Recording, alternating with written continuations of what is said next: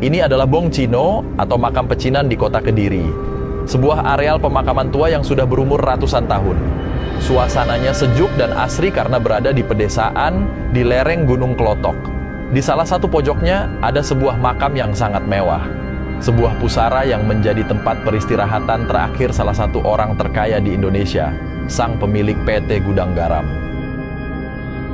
Makam Bos Gudang Garam sangat istimewa karena kabarnya dijaga petugas keamanan sebanyak 3 shift atau 24 jam. Setiap shift minimal ada 4-5 orang. Mengapa harus dijaga? Apakah di makam ini ada harta karunnya? Yuk, kita telusuri makam tersembunyi orang terkaya di Indonesia yang berada di pelosok Kediri ini. Assalamualaikum sedulur, kali ini saya berada di kota Kediri, Jawa Timur, sebuah kota tempat perusahaan rokok terbesar di Indonesia, yakni PT Gudang Garam berdiri. Hampir setiap tahun pemilik perusahaan ini masuk dalam daftar orang terkaya di Indonesia dan bahkan di Asia Tenggara. PT Gudang Garam punya sumbangsih sangat besar terhadap kondisi ekonomi daerah dan masyarakat Kediri. Perusahaan ini berkontribusi besar dalam menjadikan Kediri sebagai kota terkaya di Indonesia. Saat saya berkunjung ke Kediri beberapa waktu lalu, pengaruh PT Gudang Garam memang sangat terasa. Warga setempat begitu menghormati dan bangga dengan keberadaan PT Gudang Garam. Apalagi keluarga pemilik PT Gudang Garam terkenal baik hati. Rahman Halim misalnya, pemimpin PT Gudang Garam generasi kedua ini sangat merakyat. Cara bicaranya halus dan dermawan. Ia sering membagikan angpau kepada puluhan ribu masyarakat. Tak heran begitu dia meninggal dunia pada 2008, ribuan warga Kediri tumpah ruah ke jalan untuk memberikan penghormatan terakhir. Rahman Halim dimakamkan di Bong Cino atau sebuah pemakaman pecinan tua di wilayah Kediri juga. Nah, kali ini saya akan mengajak sedulur-sedulur untuk mengunjungi makam Pak Rahman Halim yang katanya sangat megah dan mewah.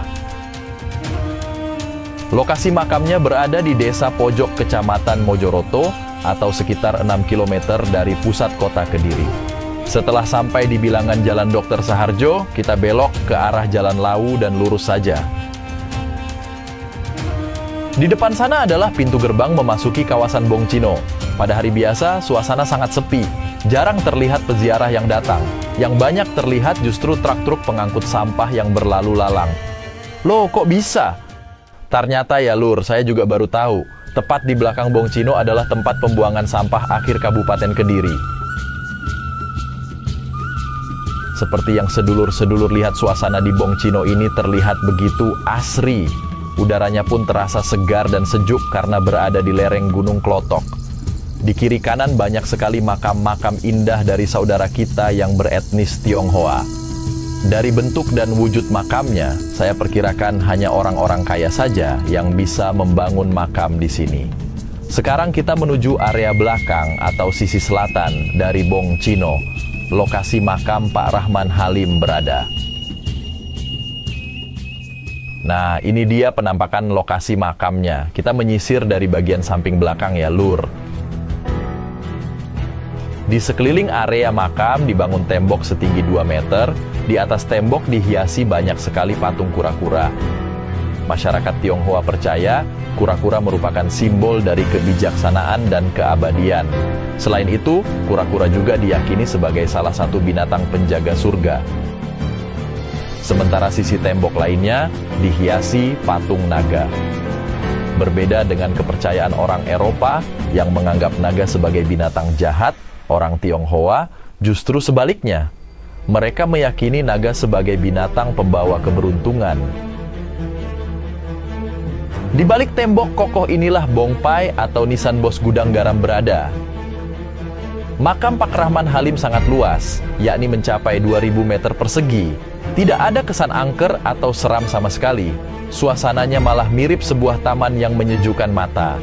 Bagi sebagian dari kita mungkin tidak akan habis pikir, apa perlunya hanya untuk sebuah makam memakai lahan seluas itu? Namun, setiap budaya punya keyakinan sendiri-sendiri. Bagi masyarakat Tionghoa, kemegahan dan luas makam seseorang menunjukkan status sang mendiang semasa hidup. Semakin hebat atau tinggi status seseorang, maka makamnya akan semakin luas dan megah. Tengok saja makam raja-raja kerajaan Cina, hampir semuanya berbentuk mausoleum. Bahkan ada yang diisi tentara, seperangkat menteri, dan harta karun. Mereka percaya meski seseorang telah meninggal, sang mendiang masih memerlukan beberapa kebutuhan seperti saat masih hidup di dunia. Dan bagi keluarga Pak Rahman Halim, membuat makam semegah ini mungkin adalah perkara sepele. Menurut berita yang saya baca, sebelum meninggal pada tahun 2008, pria bernama asli Choa To Hing ini adalah salah satu orang terkaya di Indonesia. Kekayaannya mencapai 32 triliun rupiah. Sebagai informasi, makam Pak Rahman Halim ini dijaga 24 jam oleh para security dari PT Gudang Garam. Dalam sehari ada 3 shift, yakni pagi, siang, dan malam. Setiap shift terdiri dari 4-5 penjaga. Mengapa hanya untuk sebuah makam sampai memerlukan penjagaan begitu ketat? Apakah ada harta karun di balik bongpai makam? Saya tidak bisa memastikan hal itu. Tapi berdasarkan tradisi orang Tionghoa, bisa jadi sejumlah barang berharga ikut dimakamkan untuk menemani Pak Rahman Halim. Namun, yang lebih penting, kawasan Bong Cino di Kediri ini termasuk rawan atau sering disatroni maling. Banyak oknum tak bertanggung jawab sering mencuri relief makam Cina yang berharga mahal. Bongpai orang biasa saja rawan disatroni maling, apalagi makam orang terkaya di Indonesia. Kalau tidak dijaga, bisa jadi akan ludas dibongkar maling. Selain itu, karena sepi, asri, dan bersih, dulu kawasan Bong Cino ini sering dipakai sebagai tempat mesum. Mereka melakukan perbuatan tak senonoh di balik batu-batu besar bongpai. Jadi, wajar kalau pihak keluarga besar Gudang Garam sampai menempatkan orang-orangnya untuk menjaga makam Pak Rahman Halim.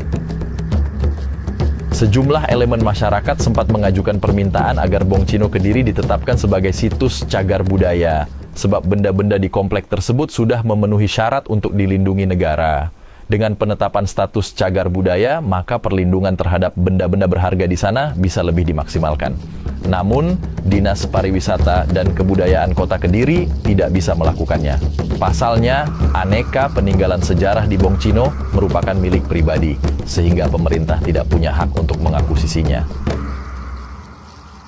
Pemakaman Bong Cino sendiri terbuka untuk umum, tidak perlu izin khusus untuk berziarah ke sana. Akan tetapi, hal tersebut tidak berlaku untuk makam bos Gudang Garam, Pak Rahman Halim. Harus ada izin khusus dari pihak keluarga untuk bisa masuk ke komplek makam. Tanpa izin pihak keluarga, siapapun hanya bisa berziarah dari luar tembok pagar. Terima kasih sudah menonton. Wassalamualaikum warahmatullahi wabarakatuh.